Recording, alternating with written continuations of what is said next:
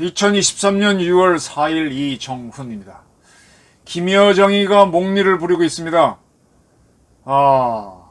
누구랑 닮았죠? 옛날 윤석열 검찰총장을 향해서 공격적으로 나갔던 여성 법무부 장관이 떠오릅니다. 한반도 문제와 관련해서 절호의 기회가 오는 것 같습니다. 절호의 기회가 오는 것 같습니다. 잘만 이용하면 민족의 수건이 이뤄질 수도 있겠다. 저는 그런 상상을 해봅니다. 김여정 북한 노동당 부부장이죠. 유엔 안보리가 북한의 정찰 위성 발사를 놓고 회의를 가졌습니다. 여기서 합의된 건 나오지 않았어요. 유엔 안보리 5대 상임 이사국인 중국과 러시아가 티격거렸다 그럴까 반발을 했기 때문에 뭐가 합의된 건 나오지 못하고 논의만 있었습니다. 이 논의에 대해서 김여정이가 유엔 헌장 정신에 대한 모독이고 왜곡이다 라 그랬습니다. 김여정이는 조선중앙통신을 통해 발표한 오늘 6월 4일 담화에서 안보리는 미국이 하자는 대로 걸핏하면 북한의 주관적인 권리 행사를 문제시하는 데 대해 대단히 불쾌하다. 자기들이 이번에 정찰 위성 쏜 거는 주권이라는 거죠. 주권 맞죠. 주권 맞습니다. 이 주권과 인권에 대해서 한번 정리를 해드릴게요. 모든 사람이 인권이 있죠. 그래서 내가 내 맘대로 해도 돼요. 근데 이게 다른 사람 인권하고 충돌이 됩니다. 그래서 인권을 제한합니다. 이 인권은 뭐 생존 이런 것들은 보장해 주지만은 내가 나의 인권만 주장하게 되면 타인의 인권을 침해한 경우는 제재를 합니다. 그게 이제 법률로 제재하는 거고 법령으로 제재하는 거고 또는 윤리로 제재하는 것도 있습니다. 국가의 주권도 마찬가지입니다. 대한민국이 아마 영토가 가장 넓었던 거는 고구려 때일 겁니다.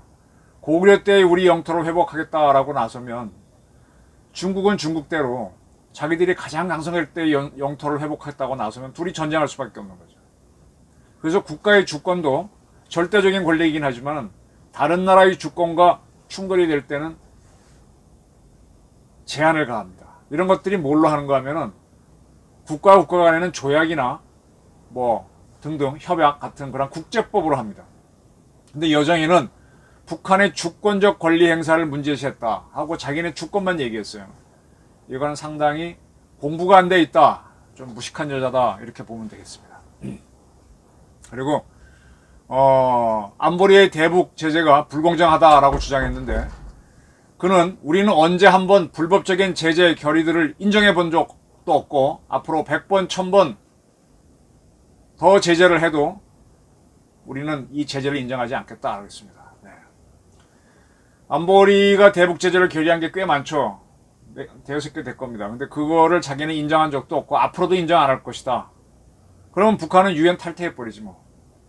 자기네 주권이기 때문에 우리가 뭘 쏘든 니들은 개입하지 말라. 이건 절대 불변이다. 이렇게 되면은 다툼이 오는 겁니다.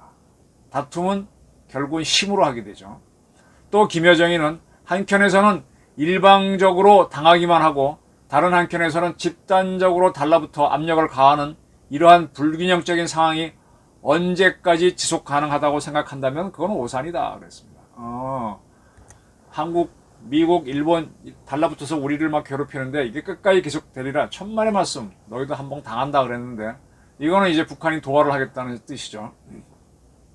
그리고 세상에는 미국 편에 서지 않고도 자기의 국위를 빛내고 안전을 담보할 수 있는 방도가 얼마든지 있다.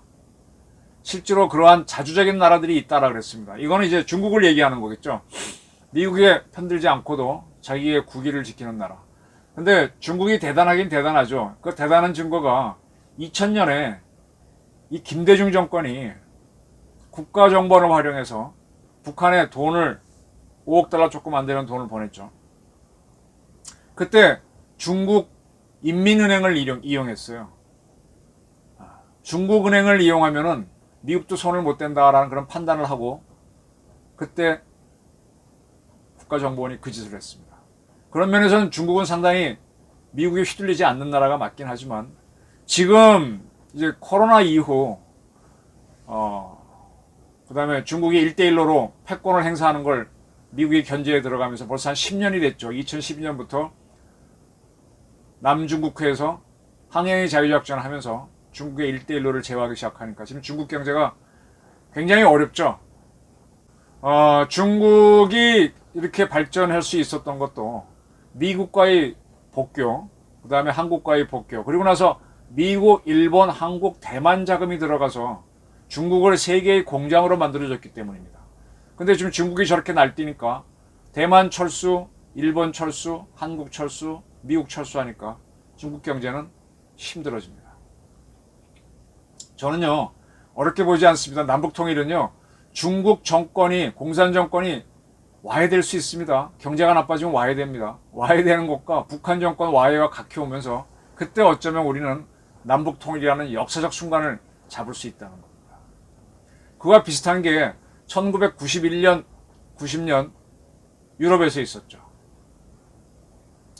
동유럽 공산국가, 그 중에 대표적인 게 동독일 텐데, 동독의 공산 정권이 붕괴되면서 얼마 있다가 소련이 붕괴되면서 소련이 몇 개 나라로 쪼개졌고 동독은 서독에 흡수통일됩니다. 그런 과정이 지금 한 30년 더 지났는데 한반도 동북아에서 잊지 말라는 법은 없죠.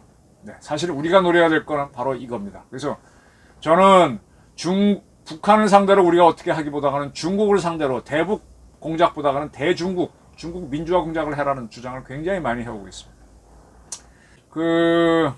북한은 조선중앙통신은 IMO 국제해사기구입니다. 해사는 바다 해자 일사자입니다.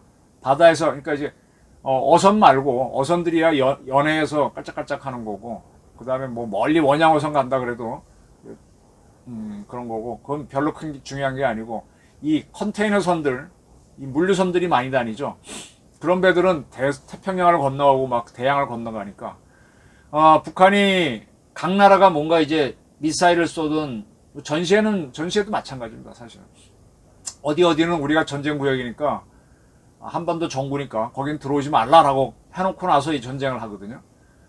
더군다나 이제 위성 같은 걸 쏠 때는, 우리 자네가 일이 떨어지니까 조심하시오 하고 IMO에 통보를 해주고 합니다. 근데 여기에 대해서 북한 조선중앙통신은 이번에 IMO가 북한이 통보 없이 했잖아요. 그래서 IMO가 창설 이후 처음으로 북한의 이번 발사를 규탄하는 결의문을 채택했어요. 거기에 대한 반발로 조선중앙통신은 반공화국 결의 채택으로 화답했으니 IMO가 우리는 이것을 우리의 사전 통보가 더 필요 없다라는 기구의 공식 입장 표명으로 간주하겠다. 니들이 우리를 위해서 규탄하는 결의문을 냈으니까 우리는 앞으로 IMO에다가 통보하지 않겠다라고 밝혔습니다.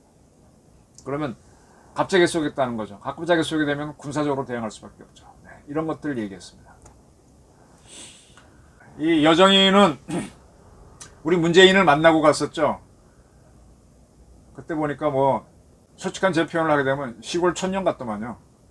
뭐 문재인 만나가지고 어쩌고 저쩌고 뭐 눈이 동그래져서 갔었죠.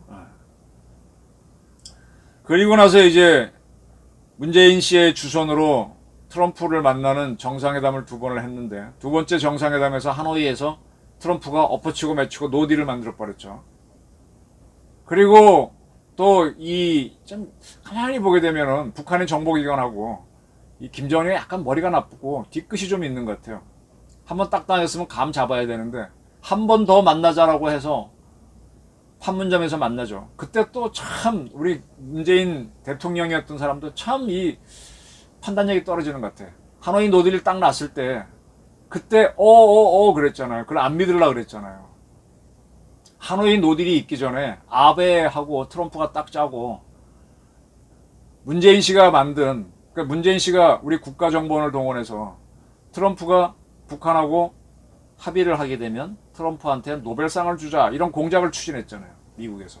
그래서 트럼프가 연설만 하면 미국에서 노벨 이런 막 연호를 나오게 했는데 그걸 딱 트럼프가 간파하고 아베한테 야, 나 노벨상 후보로 추천해줘 하고 추천을 합니다. 실제로. 그래서 문재인의 공작에 걸려준 것처럼 딱 해놓고 나서는, 그러니까 문재인 씨는 하노이에서 트럼프하고 김정은이 만나면 합의가 나올 걸 기대했는데 거기서 엎어치고 매치고 완전 뒤집어 버리죠. 근데 문재인 씨는 그날 뭐가 될 줄 알고 기다리고 있다. 하잖아요. 그럴 리가 없다 그러잖아요. 그러한 기대 때문에 그때 김정은이는 북한 평양을 떠나면서 자기 전용 열차를 공개하고 떠났잖아요. 그전에는 외국 나가면 절대 그 사실 공개 안 하고 돌아올 때 공개하거든요. 출발할 때부터 공개해갖고 중국 대륙을 다 통과하는 거 사진 찍히게 하고 생쇼를 했는데 개망신을 하노이에서 당하거든. 그랬으면 딱 감을 잡아야 되는데 그걸 모르고 또 한 번 트럼프를 만나자 그래서 판문점으로 오게 합니다. 그 만나는데 역시 트럼프가 너 이거 다 없애야 돼 그러니까 그때서야 돌아서 가지고 내가 문재인을 믿고 트럼프한테 헛고생했구나 해서 문재인을 삶은 소대가리 특등 머저리라고 공격하고 앞으로 남한을 상대하는 문제는 여정이 네가 해라고 자기가 너무 창피하니까 빠져버리죠. 그래서 여정이가 지금 이런 연설을 하게 되는 겁니다. 근데 문제는 김여정이나 문재인이나 그 다음에 김정은이나 이 스마트하지 않다는 거예요. 한번 딱 당했으면은 상대방의 속을 알아야 되는데 더 멍청했던 거는 문재인 씨죠. 김여정이 김정은이가 완전히 돌아서고 난 다음에도 우리 해수부 공무원 피살 사건에도 엉거주춤 오히려 북한을 편들어주고 또 북한 어부가 왔는데도 강제로 보내주고 온갖 걸 다 갖다 바치면서 이 마음 돌아선 사람들을 맞추려고 길을 썼어요. 그러한 문재인 씨가 정권이 끝났기에 다행이지 참 안 끝났으면 우리 국가가 전체적으로 참 위태위태할 뻔했죠. 네. 자, 이런 가운데 오늘이나 내일 중에 지금 서해 어청도 한 200km 서쪽에 우리 광양함, 청해진함, 통영함 이 구조 선박들이 가 있습니다. 물속에 가라앉아 있는 수상함이나 잠수함을 건지는 배들이 가 있는데 SSU 대원들이 이 고장력 이 와이어를 걸었답니다. 그러면은 물속에서는 이 쉽게 말하면 튜브를 넣어가지고 튜브에 바람을 넣으면은 불액이 생기잖아요. 그럼 이걸 떠올립니다. 그럼 수면까지 북한 이 정찰위성 광명성 천리마 1호지 떠오르겠죠. 뜨고 난 다음에 그때까지는 불역 주는 건 문제 없어요. 그 다음에 이제 수면에서부터 들어 올리는 건데 물에서 딱 뛸 때 보게 되면 물의 표면 장력이 작용해서 이게 무게가 10kg라면 한 15, 13kg까지 무거워집니다. 그래서 이제 고장력 와이어가 필요한데 와이어를 걸었답니다. 그러니까 끌어올려가지고 우리의 큰 배에 싣고 평택항으로 들어와서 이제 한미가 분석하면은 북한의 위성 기술, 그다음에 발사체 기술 누가 제공했는지 다 알 수 있게 되죠. 이게 밝혀지면 이제 많은 기사가 쏟아지면서 북한을 규탄하는 분위기가 더 만들어질 겁니다. 지금 뉴욕에서 있었던 유엔 안보리 회의에서는 중국과 러시아의 뭐 틱틱거림 때문에 합의는 안 나왔지만 계속 시끄러질 거예요. 더군다나 중국 기술이 있었다, 러시아 기술이 있었다. 그럼 뭐 시끄러지는 거죠. 그리고 지금 싱가포르 샹그릴라 호텔, 아주 유명한 호텔에서 아시아 안보회의 샹그릴라 대화를 여는데 여기서 한미일 국방부 장관이 만나고 있습니다. 그래서 지금 여기서 합의된 거는 한국과 미국, 일본이 북한 미사일 정보를 공유하자라는 겁니다. 지금 한국과 미국 사이에는 정보 공유 협정이 있고 미국과 일본 사이에도 정보 공유 협정이 있습니다. 한국과 일본 사이에 없는데 천안함 사건 당하고 연평도 당하고 난 다음에 우리하고 일본이 미국을 사이에 놓고 우리 정보를 미국에 주면 미국이 일본에 주는 이렇게 해서 T사라고 하는 협정을 세 나라가 맺은 적이 있어요. T사 협정의 T사의 약자는 뭔가 하면요. Trilateral Information Sharing Arrangement. 트라이레터럴은 3자잖아요. 3자 정보 공유 협정입니다. 한국과 미국, 일본이 미국을 중심으로 정보를 공유하는 건데 이거를 2014년이니까 박근혜 정부 때 맺었겠네요. 그리고 나서 박근혜 정부 말기에 일본하고 직접 정보를 교환한다는 지소미아를 맺었는데 이 지소미아를 문재인 정권이 들어서서 세웠었죠. 그리고 지금 최근에 이제 복원을 하긴 했는데 그건 이제 지소미아도 돌아가고 이제 T사도 돌아가는데 그거와 별도로 한미일이 미사일 정보를 공유하죠. 지금 우리 군에서 전략사령부를 만들자고 하는데 전 전략사령부를 합참의 통합부대로 두지 말고 공군에 둬라라는 주장을 많이 합니다. 왜냐하면 공군이 레이더로 북한 전역을 보고 있고 미국하고 같이 보고 있습니다. 북한이 미사일을 쏴도 그걸 먼저 잡는 것도 공군이고, 그래서 공군의 미사일 방어사령부가 우리 천궁이나 핵3를 발사해서 막아야 되는 거죠. 그리고 또 우리가 북한의 미사일을 쏘더라도 공군의 판단이 있어야만 들어가기 때문에 전략사령부를 공군에 두라 그러는데, 이러한 이런 부대를 미군하고 같이 운영하고 있어요. 그러니까 결국은 뭔가 하면은 이게 일종의 MD인데, 우리는 미국의 MD에 참여는 안 했지만은 운영은 같이 하고 있는 것과 비슷합니다. 근데 앞으로 한미일이 미사일, 북한 미사일 정보를 공유한다 그러면, 제가 이 방송에서 2차례 말씀드렸죠. 한국은 미국의 MD에 참여해라. 그리고 일본은 미국의 MD에 이미 참여해 있고 하니까 한국과 일본이 우리가 필요한, 두 나라가 필요한 공동 MD를 만들어라. 한국과 일본이 공동 MD를 만들고 우리는 미국의 MD에 참여해라. 이게 우리의 최고의 선택입니다. 근데 이러한 쪽으로 이 장관들 회담에서 조금씩 얘기가 되는 것 같아요. 제가 좀 앞서가는 데가 있어가지고, 저야 뭐 자유로우니까 툭툭 던지는 건데, 조직이 움직이려면 좀 천천히 움직여야 되겠죠. 네, 이런 움직임들이 있는 것 같습니다. 자, 세상은 이렇게 돌아가는데 김여정은 아까 말씀드린 대로 헛소리나 하고 있습니다. 자기 고집. 이걸 몽리라 그랬죠. 과거에 이제 JP가 얘기했던데. 이거를 2022년 대선이 있기 전 21년도에 추미애 장관이 참 몽리를 많이 부렸습니다. 그 결과 정권 교체라고 하는 어마어마한 일이 생겼습니다. 지금 김여정의 몽리, 북한의 몽리, 그 다음에 저 약간 얼빵하잖아요. 국제정치를 빨리빨리 못 잊고 하는 거. 여정이 얼빵하고, 정은이 몰빵하고, 문재인도 몰빵하고 하는데, 그런 사람들이 있을 때가 참 기회거든요. 기회입니다. 이럴 때 핵을 가진 북한을 우리가 흡수통일할 수 있는 기회가 오는 겁니다. 물론 거기에는 굉장히 정교한 준비가 필요하죠. 그리고 지금 어떻게든 북한에서는 다시 쏘겠다는 의지를 보이니까 쏠 때 정말 좋죠. 이제 준비를 딱 해가지고 우다루프를 준비했다가 여러 가지 작전을 할 수가 있죠. 저는 뭐 북한 쪽으로 우리 현무 미사일을 쏴라, 우리의 롱생 갖고 북한에 쏜 잔해를 맞춰라, 여러 가지 얘기했지만, 그거 외에도 여러 사람이 모이면 더 많은 아이디어가 나올 수 있고 좋은 아이디어가 있으니까 그걸 갖고 하면서 북한의 숨통을 콱콱 막히게 하면요, 그럼 북한 내에서 어떤 일이 생기는가 하면, 야, 이러다가 우리 죽는다 하고 의견이 갈립니다. 지금은 여정이나 김정은이가 스마트한 친구가 아닌데 거기 끌려가는데 그게 더 세니까. 근데 더 세게 한미일 세력이 탁탁 잡아버리면은, 야, 여정이하고 정은이 따라가다 내가 죽겠구나 하면서 내부 배신이 일어나면서, 쉽게 말하면 김정은을 암살한다든지 뭐 쿠데타가 난다든지 그런 게 가능한 거죠. 그런 정변이 있어야만 북한 핵 문제를 풀고 남북 통일로 갈 수 있습니다.